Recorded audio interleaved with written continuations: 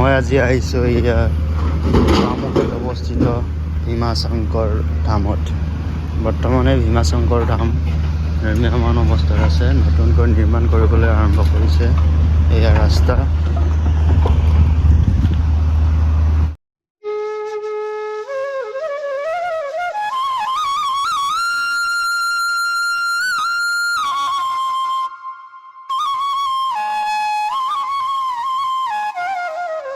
মই আপোনালোকক ভীমাশংকৰ ধামৰ কিছু দৃশ্য দেখাবলৈ চেষ্টা কৰিছোঁ। ভীমাশংকৰ ধাম উপস্থিত হৈছে পামুহিৰ দক্ষিণ পাহাৰ বা ডাকিনী পাহাৰত এটি নিজৰাৰ ওপৰত। গড়চুকৰ পৰা কিছু দূৰ আহি আপোনালোকে দেখিবলৈ পাৰিব ভীমাশংকৰ জ্যোতিৰ্লিংগ ধাম।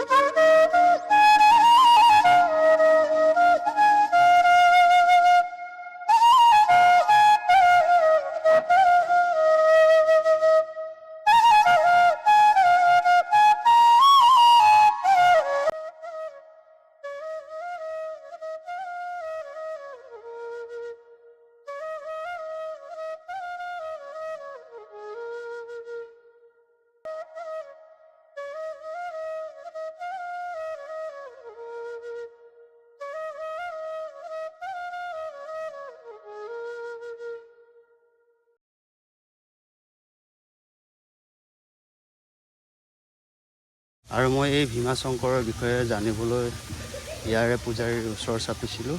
এয়া ভীমাশংকৰ মন্দিৰৰ বিষয়ে জানিবলৈ উপস্থিত হৈছোঁ। আমাৰ এই ধামৰ পুৰোহিত তেখেতে ক'ব। হয়, মই শংকৰ তেৰণ, ইয়াৰে মন্দিৰৰ পুৰোহিত।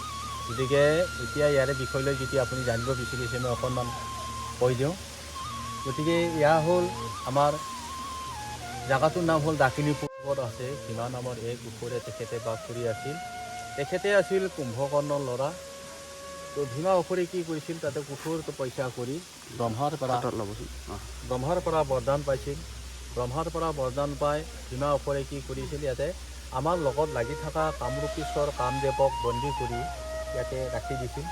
ৰাখি দিয়াৰ অৱস্থাত তেতিয়া কামদেৱে কি কৰিছিল, সেই বন্দীশালতে এই জ্যোতিৰ্লিংগ বনাই ভগৱান শিৱ নম শিৱায় জপ কৰি আছিল। জপ কৰি থকাৰ অৱস্থাত তেতিয়া ভীমা অসুৰে আহি কেনে কৈছিল, হে কামদেৱ, তুমি মোৰ বন্দীশালাত বন্দী হৈ থাকি এই জ্যোতিৰ্লিংগ বনাই তুমি নম শিৱায় জপ কৰি আছা। তুমি নম শিৱায় বন্ধ কৰা আৰু জ্যোতিৰ্লিংগ তুমি ভাঙি দিয়া, আন অৰ্থাৎ তোমাক মই মাৰি পেলাম। এই দুটা কথা নুশুনিলে। তেতিয়া কৈছিল কামদেৱে কৈছিল, হে ভীমা অসুৰ, মই নম শিৱায়ো বন্ধ কৰিব নোৱাৰোঁ আৰু জ্যোতিৰ্লিংগ ভাঙি দিব নোৱাৰোঁ। কাৰণ এই জ্যোতিৰ্লিংগত স্বয়ং মহাদেৱ বিৰাজমান হৈ আছে। তোমাৰ বন্দীশালাত মই বন্দী হৈ আছোঁ, তুমি যি কৰে তাকে কৰা। তেতিয়া ভীমা অসুৰে কৈছিল, হে কামদেৱ, তুমি মোৰ কথা নুশুনিলা। তোমাৰ আৰোগ্য দেৱতাক তুমি যাক আহ্বান কৰি আছা, তুমি কি কয় আৰোগ্য দেৱা, তোমাৰ আৰোগ্য দেৱা তুমি আহ্বান কৰা। তোমাক ৰক্ষা কৰাৰ কাৰণত তোমাক মই এতিয়াই মাৰি আছোঁ। এতিয়া তেখেতৰ চোকা অস্ত্ৰ তৰোৱালেৰে যেতিয়া কামদেৱক মাৰা কাণত দোলা মাৰি দিছিল, সেই জ্যোতিৰ্লিংগৰ পৰাই ভীমা অসুৰে সেই জ্যোতিৰ্লিংগৰ পৰা মহাদেৱে প্ৰকট হৈ তেখেতৰ তৰোৱালটো জ্বলাই দিলে আৰু ভীমা অসুৰকো ইয়াতে জ্বলাই দিলে। ভীমা অসুৰৰ শৰীৰৰ জুই জ্বলিয়ে থাকিল। জ্বলি থকাৰ অৱস্থাত স্বৰ্গৰ ইন্দ্ৰ দেৱতা আহি কিনে ক'লে মহাদেৱৰ লীলা চোৱাখনত, হে মহাদেৱ, ভীমা অসুৰতো ব্ৰহ্মাৰ বৰদান আছে, তেখেতৰ জুইটো নুনুমাই, গতিকে ইয়াৰ জুইটো নুমাৰ কাৰণে আপুনি উপায় দিয়ক। তেতিয়া মহাদেৱে কৈছিল, হে ইন্দ্ৰ দেৱতা, ইয়াৰ জুই নুমাব, তোমালোকে মা গংগাক আহ্বান কৰা। মা গংগা আহি তেখেতৰ শৰীৰৰ জুই নুমাই দিব। এতিয়া ইন্দ্ৰ দেৱতা সকলো মা গংগা আহ্বান কৰিলে। মা গংগা ইন্দ্ৰ দেৱতা আহ্বানত সন্তুষ্ট হৈ আহি তেখেতৰ শৰীৰৰ জুই নুমাই দিলে আৰু সেই জুই ধৰি মা গংগা বৈ থাকিল।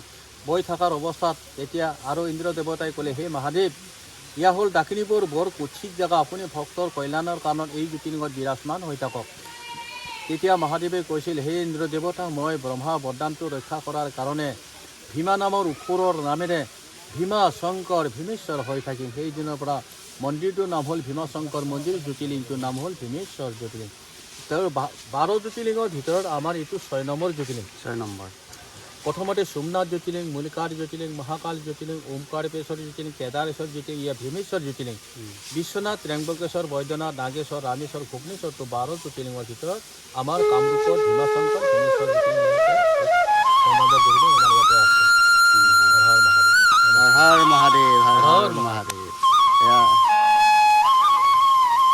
আপোনালোকে গম পালে কেনেধৰণে ভীমা শংকৰ বা জ্যোতিৰ্লিংগ পৰিস্থিত হ'ল। মই এতিয়া আপোনালোকক এই ভীমা শংকৰ মন্দিৰৰ কিছু দৃশ্য দেখুৱাবলৈ চেষ্টা কৰিছোঁ।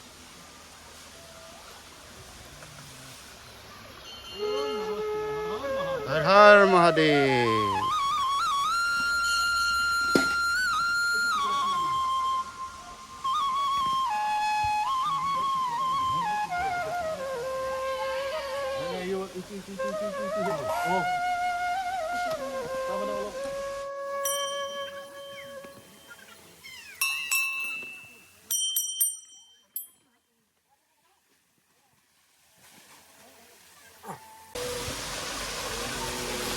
নমঃ শিৱায়। নমঃ শিৱায়।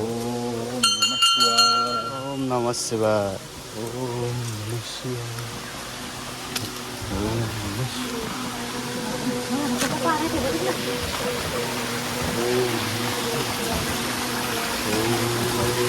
ওম নমঃ শিৱায়। ওম নমঃ শিৱায়।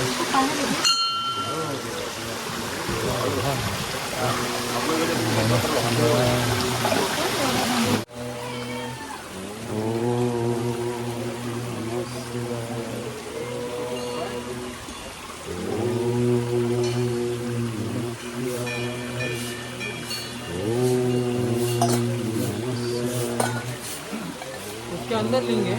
हाँ अंदर में है। अंदर लिंग 12 ज्योतिर्लिंग में से ना ये ये हाँ ये